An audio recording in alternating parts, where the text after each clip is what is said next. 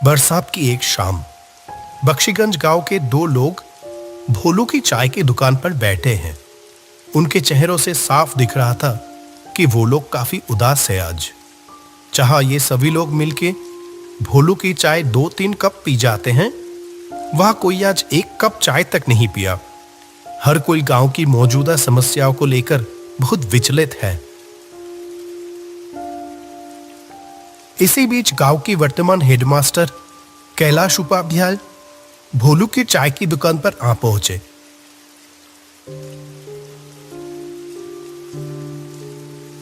अरे रामलाल, माधव, तुम लोग यहाँ इतना उदास होके क्यों बैठे हुए हो? मुझे इस गांव में आए हुए इतने दिन हो गए, मैंने तो कभी तुम लोगों को इतना परेशान नहीं देखा। हमेशा हंसते मुस्कुराते हुए ही देखा है, लेकिन आज अचानक क्या हुआ? आइए मास्टर जी, बैठिए। आपकी चाय तैयार है मास्टर जी। मुझे पता था आप थोड़ी देर में यहां आ जाओगे। हाँ हाँ बोलू, आज अपनी वो अदरक वाली चाय पिलाना मुझे, ठीक है? बहुत देर से सर दर्द कर रहा है। और हाँ, तुम लोग बताए नहीं कि हुआ क्या है, इतने उदास क्यों हो? असल में क्या है ना मास्टर जी, हम सभी लोगों का आज मन बहुत उदास है। क्यों? क्या हुआ? इतने खूबसूरत गांव के लोगों के साथ घुलने मिलने से किसी का भी मन बेहतर हो जाएगा, लेकिन उन्हीं लोगों को आज अचानक क्या हुआ? आप तो जानते ही हो मास्टर जी कि हमारे गांव में कोई अस्पताल नहीं था। कोई भी बीमार होता था तो उसको 2 गांव पार 10 मील दूर जाना पड़ता था। अस्पताल पहुंचने से पहले ही तो कितनों की मौत हो गई। इसीलिए हम सभी मिलके अपने पैसे बचा के इस गांव में एक अस्पताल बनवाया। लेकिन क्या? हमारी सारी बचत खत्म हो गई। अस्पताल तो तैयार है, पर बिस्तर तो खरीदना बाकी रह गए। हमारे पास तो और पैसे नहीं बचे। अब क्या होगा? ओह, ऐसी बात है। मेरे पास कुछ पैसे तो थे, पर वो तो मेरी बेटी की शादी में खर्च हो गए हैं। लेकिन हाँ, इच्छापुर गांव में मेरी पुश्तैनी जमीन है एक। अगर उसे बेच दिया तो जो पैसा आएगा, उम्मीद है उससे अस्पताल का बेड हो जाएगा। क्या कहते हो? ये आप क्या कह रहे हैं मास्टर जी? आप अपनी पुश्तैनी जमीन बेच देंगे? मेरे तो बस ये 1 साल की नौकरी बची है। मैंने तो मन बना लिया, जो प्यार यहां मिल रहा है, मैं तो बाकी की जिंदगी यही गुजारूंगा तुम लोगों के साथ। क्यों, नहीं रखोगे क्या? वैसे भी ये तो बड़ा ही पुण्य का काम है। भगवान ऐसे अवसर बार बार नहीं देते। रामलाल, माधव और भोलू की आंखों में जैसे आंसू आ गया हो। तीनों ने हाथ जोड़कर कैलाश मास्टर का शुक्रिया अदा किया। अरे अरे, ये क्या कर रहे हो? अच्छा सुनो, हम लोग कल ही निकल जाएंगे। काफी समय से कुछ लोग मुझसे वो जमीन खरीदना चाहते थे। देखते हैं, अगर इस बार बात हुई तो उनको ही बेच देंगे। अगले दिन सुबह कैलाश, रामलाल और माधव इच्छापुर गांव की ओर चल पड़े।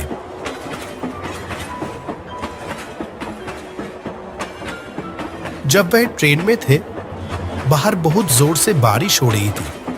आसमान काले बादलों से ढका हुआ था और हवा भी बहुत तेज चल रही थी। ये बारिश तो रुकने की नाम ही नहीं ले रही है। मैं भी तो वही सोच रहा हूं, इतनी बारिश में जाएंगे कैसे? वहां एक नदी भी तो पार करनी होगी। आपका गांव क्या स्टेशन से बहुत दूर है? स्टेशन में उतर के पहले हम लोगों को नदी के किनारे पहुंचना होगा, फिर वहां से नाव लेके नदी पार करके जाना होगा मेरा गांव। ऐसे ही बात करते करते समय बीतता चला गया। आखिरकार जब तीनों स्टेशन पर पहुंचे, वो शाम हो चुकी थी। सुनसान स्टेशन पर बस वो तीनों आके ही उतरे। अभी तो बारिश थोड़ी रुकी है, चलो देखते हैं जल्दी से नाव घाट पर पहुंच पाते ही या नहीं। वो तीनों स्टेशन से बाहर आ गए। आसपास कोई भी नजर नहीं आ रहा था। बारिश के कारण रात का अंधेरा अन्य दिनों के मुकाबले कुछ ज्यादा ही था। घने काले अंधेरे ने चारों ओर जैसे एक जादुई माहौल बना दिया था। वह स्टेशन के पास एक बरगद के पेड़ के नीचे आके रुके। यहीं पर रिक्शा मिलता था। आज तो एक भी रिक्शा नहीं दिखाई दे रहा। इतनी बारिश की मौसम में क्या ही मिलेगा। किसी ने तो उम्मीद भी नहीं की होगी कि इतनी बरसात की रात में भी कोई आखिरी ट्रेन से यहां आ भी सकता है। अब क्या किया जाए? चलो पैदल ही चलते हैं। मुझे तो कोई और रास्ता दिखाई ही नहीं दे रहा। मौसम भी तो कुछ ठीक नहीं लग रहा है। अगर फिर से बारिश आ गई तो? वो तीनों अंधेरे में ही आगे बढ़ने लगे। कुछ देर चलने के बाद दूर से एक वैन आने की आवाज आई। लगता है कोई वैन रिक्शा आ रहा है इधर ही। रुको रुको। कुछ ही देर में दूर से कच्चे रास्तों में एक वैन आती हुई दिखाई दी। कैलाश ने उस चालक को देखते ही पहचान गया। कहा, अरे रतन भैया, आपसे मिले हुए कितने महीने हो गए। वो आदमी कैलाश को थोड़ी देर देखा, फिर कहा, अरे कैलाश, कैसे हो? अपने घर जा रहे हो क्या? जी रतन भैया, मैं तो ठीक हूं। ये दोनों हैं रामलाल और माधव। मैं जिस गांव में अभी मास्टर हूं, ये दोनों उस गांव से ही है। हम सब तो अभी मेरे घर जा रहे थे। रतन भैया, आप हमें नदी के किनारे ले चलोगे क्या? तो आज रात की आखिरी नाव मिल जाती। रतन ने कहा, इस बरसात की रात में नाव मिलेगी? अच्छा चलो देखते हैं, बैठो। चलो रामलाल, चलो उठो। ये आखिरी मौका है। अगर ये निकल गया तो सारी रात यहीं रुक के बारिश में भीगना पड़ेगा। चलो चलो। सभी लोग वैन पे जाके बैठ गए। अंधेरे में ही वैन आगे बढ़ने लगी।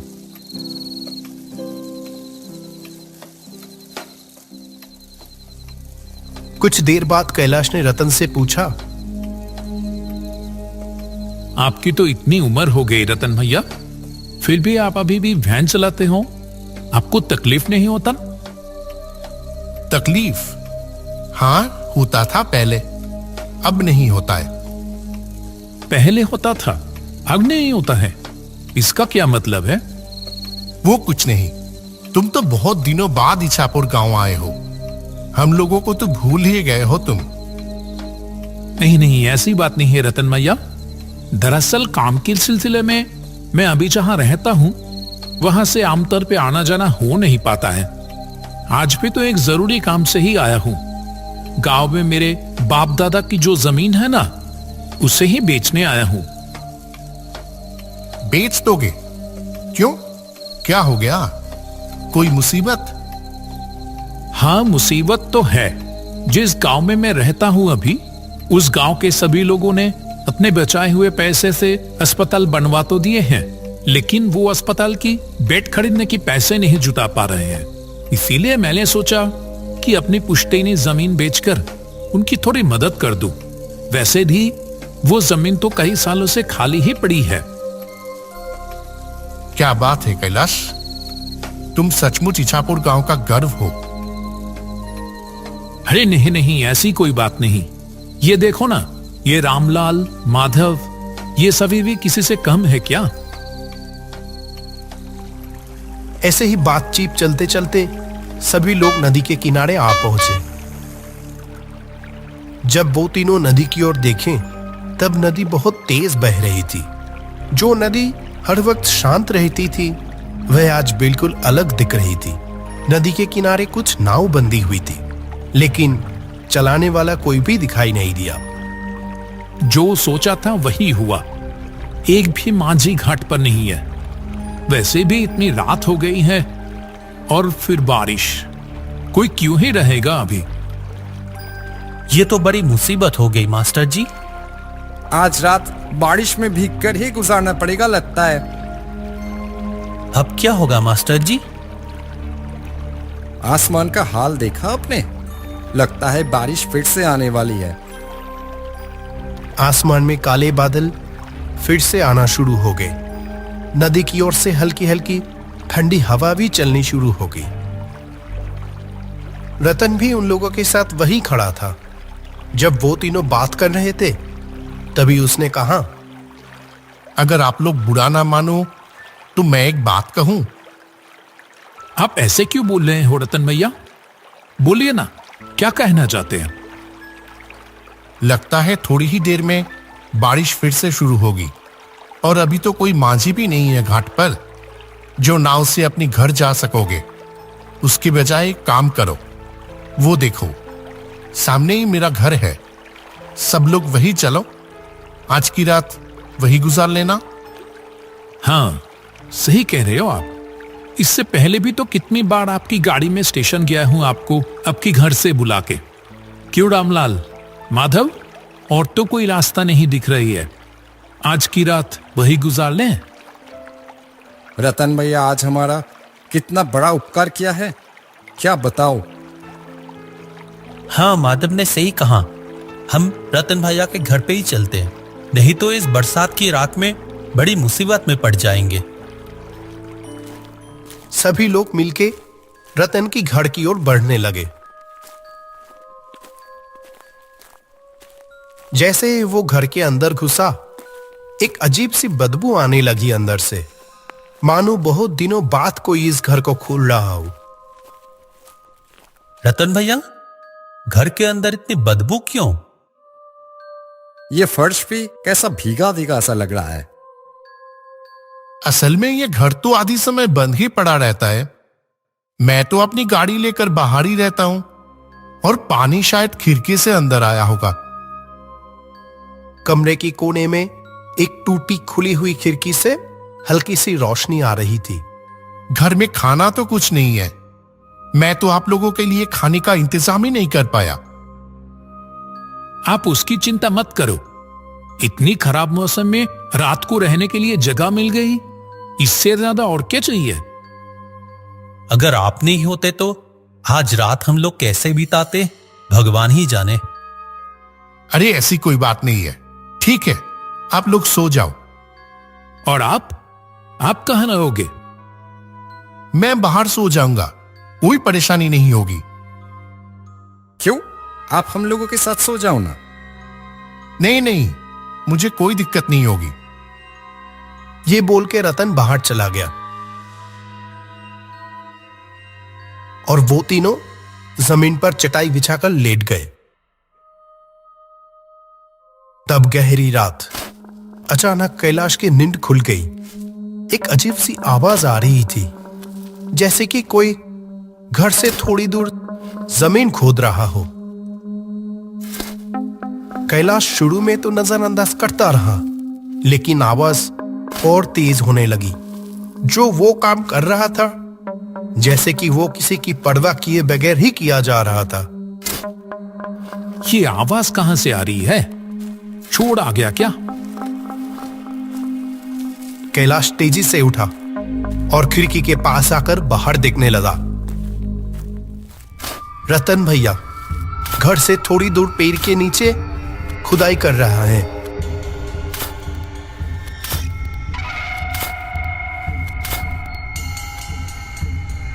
माधव, रामलाल, उठो, जल्दी उठो। मुझे यहां कुछ ठीक नहीं लग रहा है। रामलाल और माधव दोनों नींद से जाग गए। कैलाश ने दोनों को खिड़की के पास बुलाया। अरे, रतन भैया कहां गया? अभी तो यहीं पर थे।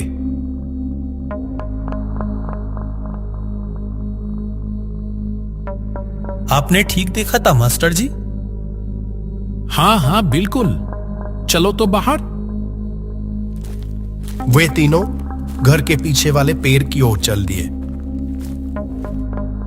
ये देखो, यहाँ पेड़ के नीचे जमीन पर कुछ है लगता है।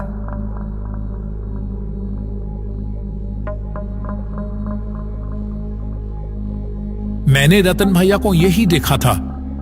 लगता है मानो जैसे कि वो चाह रहे थे कि मैं नींद से उठकर ये देखूं। देख तो रामलाल, क्या है वहां?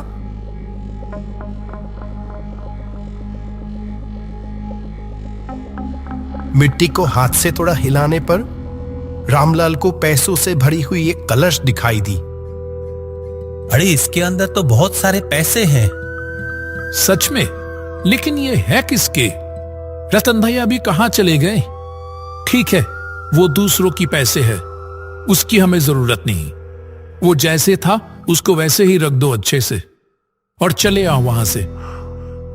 ठीक उसी वक्त वो पेड़ जैसे हिल उठे।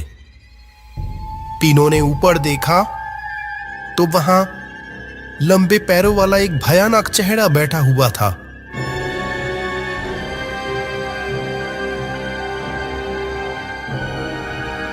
डरो मत कैलाश, मैं रतन हूं।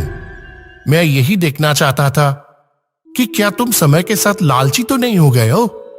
तुम सच में गांव का गढ़ हो कैलाश। तुम चाहते तो ये पैसे आसानी से ले सकते थे, और मैं अकेला बूढ़ा आदमी तुम तीनों के सामने तो टिक भी नहीं पाता। जहां तुम्हें पैसों की इतनी जरूरत है और यहां इतने सारे पैसे हैं। लेकिन आप? मैं 1 साल पहले ही मर चुका हूं। एक दिन मैं अपनी वैन लेके लाइन के उस पर जा रहा था।